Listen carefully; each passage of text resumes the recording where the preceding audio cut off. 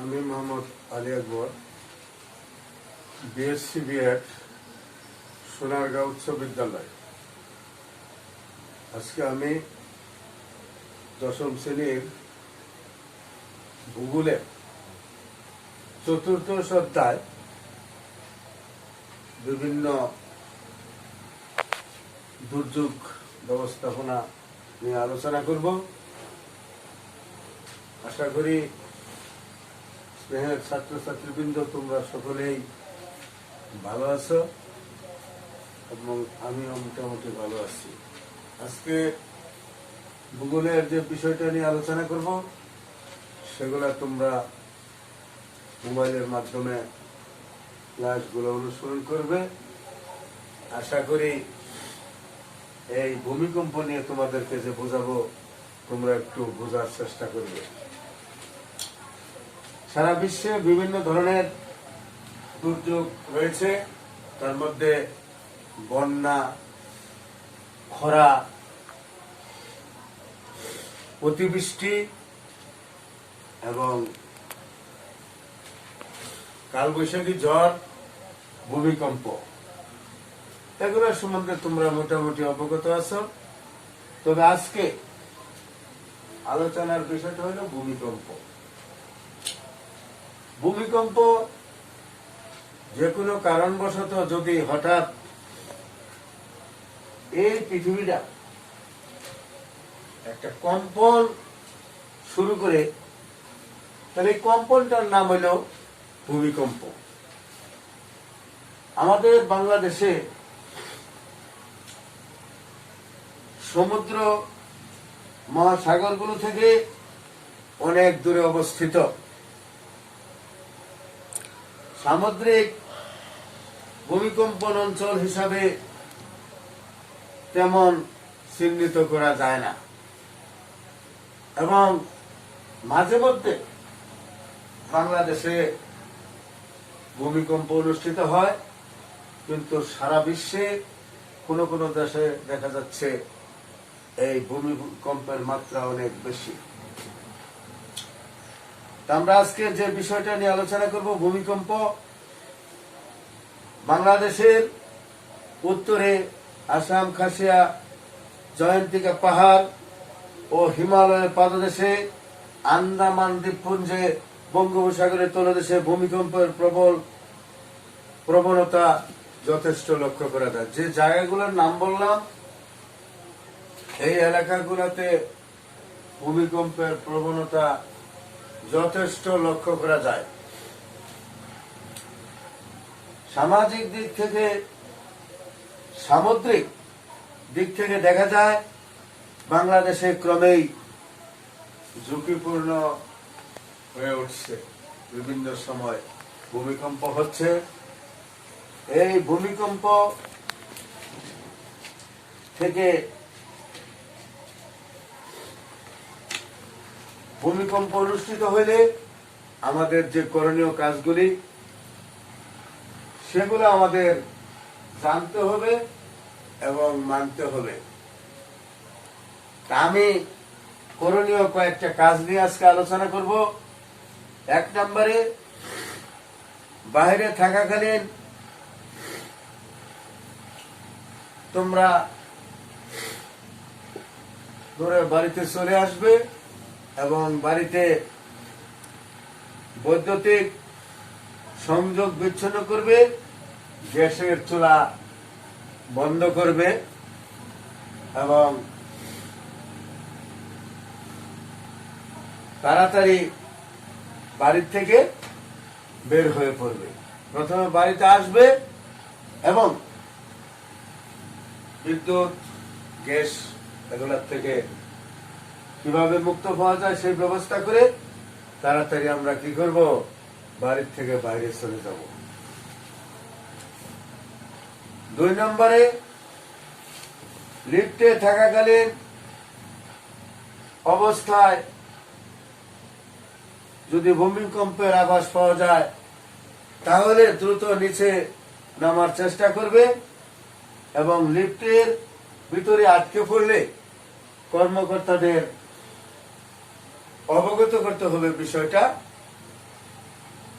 এই ব্যাপারে কর্মকর্তার সঙ্গে যোগাযোগ করতে হবে, কারণ যে কোনো ধরনের দুর্ঘটনা ঘটতে পারে, সেগুলো আমরা পূর্বের থেকে জেনে রাখবো এবং সেগুলা পালন করার এবং মানার চেষ্টা করব।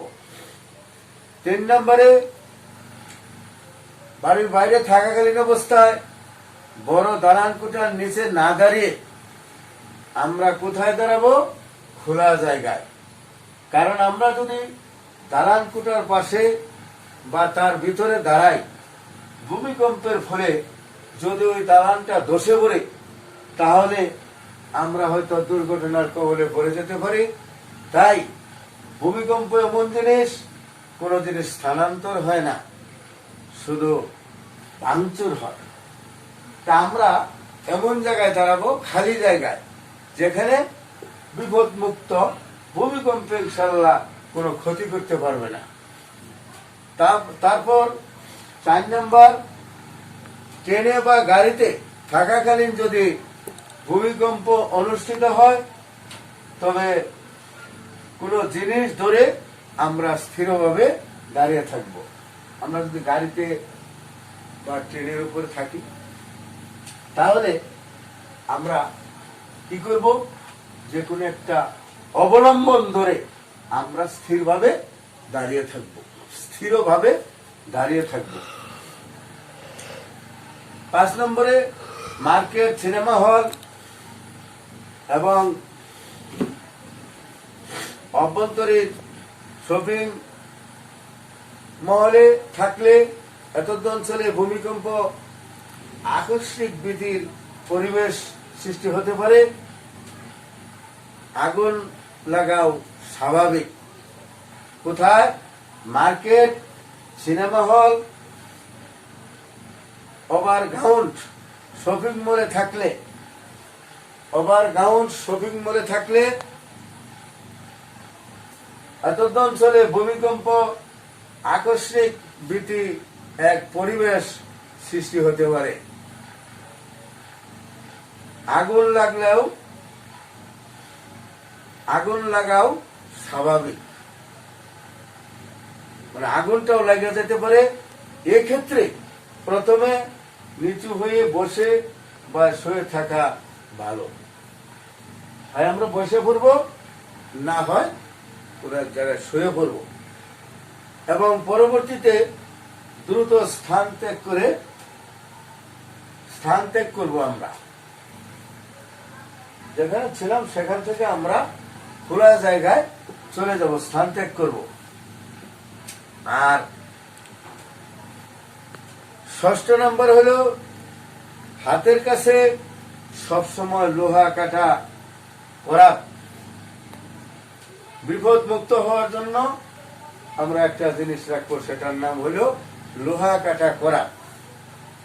পানির বোতল, বাঁচার জন্য, পিপাসা নিবারণের জন্য আমরা পানির বোতল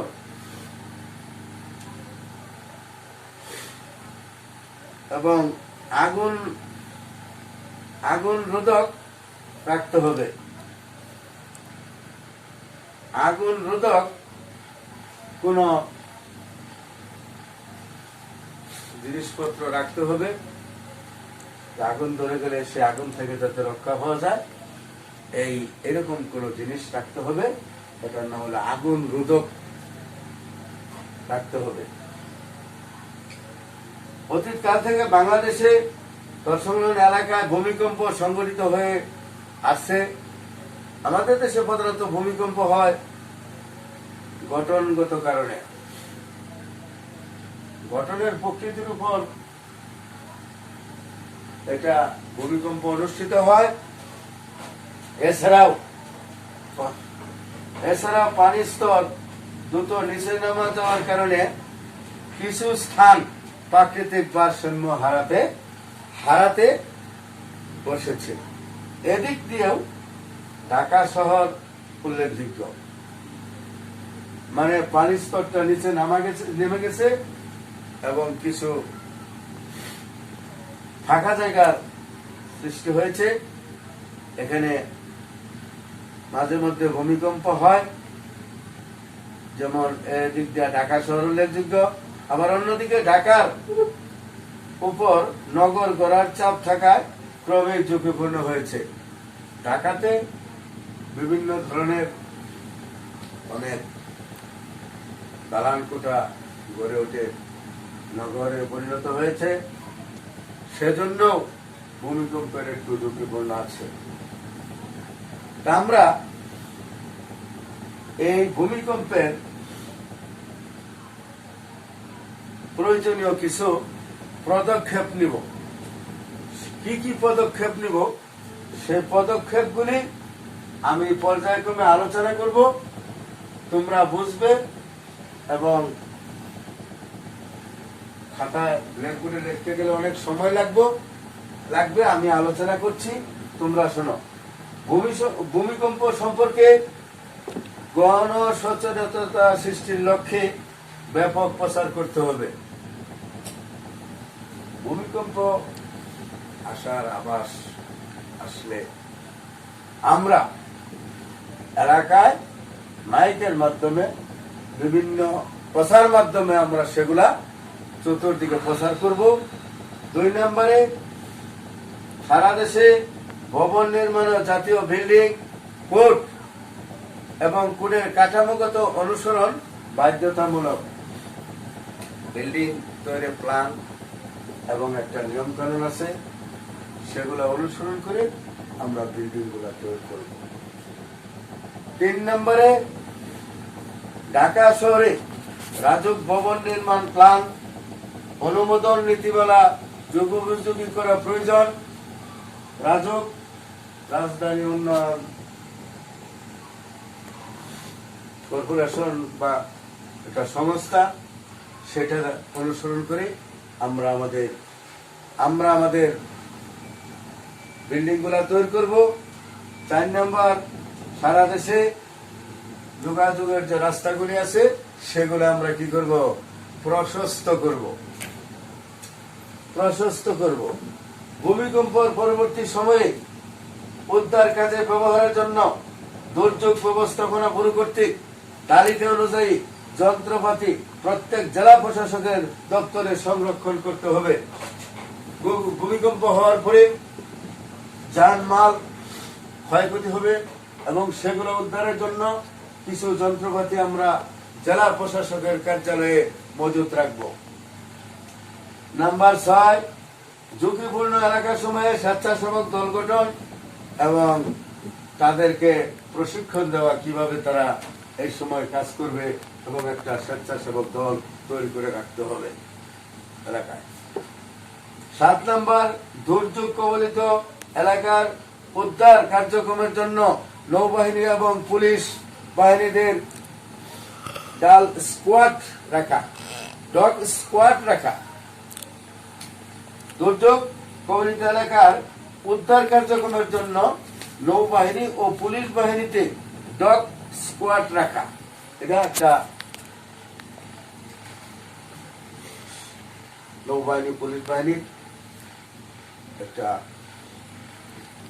দল, ডগ স্কোয়াড, এদেরকে রিজার্ভে রাখা। 8 নম্বরে, ক্ষতিগ্রস্ত এলাকায় ফিল্ড হাসপাতাল বা স্থাপন মহড়া অনুষ্ঠানের ব্যবস্থা করা।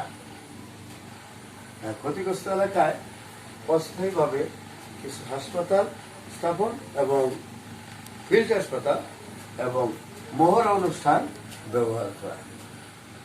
আজকে তোমরা ভূমিকম্প নিয়ে যে আলোচনা শুনলে, আশা করি এই সম্পর্কে তোমরা মোটামুটি ধারণা পেয়েছ। বাসায় তোমরা ভালোভাবে ভূমিকম্প সময় কি করতে হবে এবং করণীয় কাজগুলি এবং তা প্রতিরোধের কি উপায়, ক্ষয়ক্ষতির থেকে বাঁচার উপায়, এই বিষয়গুলা বাসায় ভালোভাবে পড়বে এবং ভালোভাবে বুঝবে। আর বিভিন্ন সময় ভূমিকম্প সম্পর্কে কারণ, প্রতিরোধ, এগুলা প্রশ্ন নির্বাচনী পরীক্ষা বা এসএসসি পরীক্ষাতে আসে।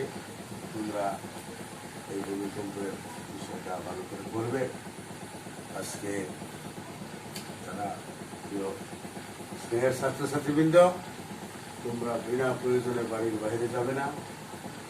আর যদিও বাইরে যাও তবে মাস্ক ব্যবহার করবে এবং সামাজিক দূরত্ব বজায় রেখে চলাফেরা করবে।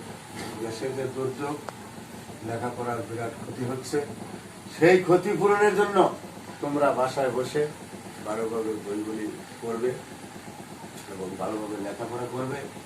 হয়তো আল্লাহ পাক একদিন এই ভাইরাস থেকে আমাদেরকে রক্ষা করতে পারে এবং সরকার যথেষ্ট চেষ্টা করতেছে এটা থেকে যাতে আমরা মুক্তি পাই, এই ব্যাপারেও বিভিন্ন কার্যক্রম চালাচ্ছে।